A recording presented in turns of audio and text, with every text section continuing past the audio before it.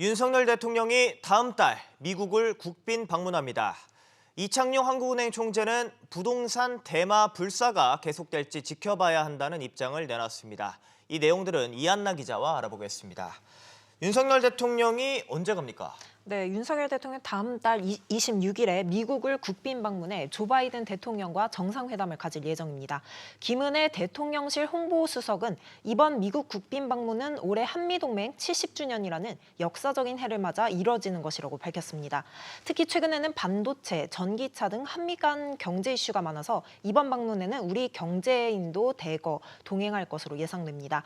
우리 정상이 국빈 자격으로 미국을 찾는 것은 2011년 이명박 전 대통령 이후로 12년 만입니다. 네, 어떤 경제 외교 성과가 있을지 주목이 됩니다. 이창용 한은 총재는 부동산 투자에 대해서 다소 회의적인 입장을 내놨죠. 네, 그렇습니다. 이 총재는 어제 열린 방송기자클럽 초청 토론회에서 만약 자녀들이 대출로 집을 사려고 한다면 어떤 조언을 해주겠냐 이런 질문에 부동산 대마불사, 부동산 투자는 꼭 성공한다는 생각에 잡혀 있는데 고령화 등을 고려해 이런 과거 트렌드가 미래에도 계속될지는 다시 한번 생각해봐야 한다고 말했습니다. 한편 최근 부동산 시장에 대해서는 작년 한 해 집값이 19에서 20%나 떨어져 금융 안정에 영향을 주지 않을지 걱정했다면서도 다행히 올해 1월에서 2월 떨어지는 속도가 완화돼 연착륙의 가능성을 보여주고 있다고 진단했습니다. 이런 가운데 서울 영등포구 양평동 영등포자이 디그니티 아파트 일반 공급 98가구 모집에 2만 명이 가까이 몰리면서 평균 경쟁률이 200대 1에 근접했습니다.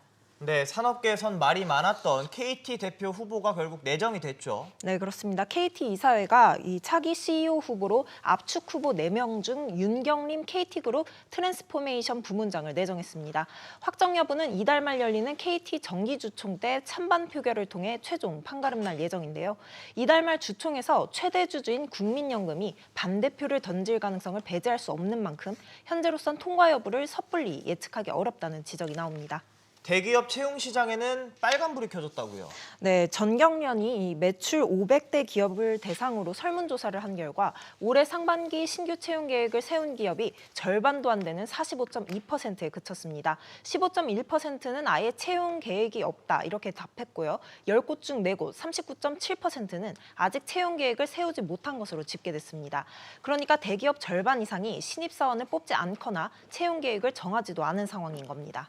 네, 취준생들이 참 답답할 것 같습니다. 잘 들었습니다.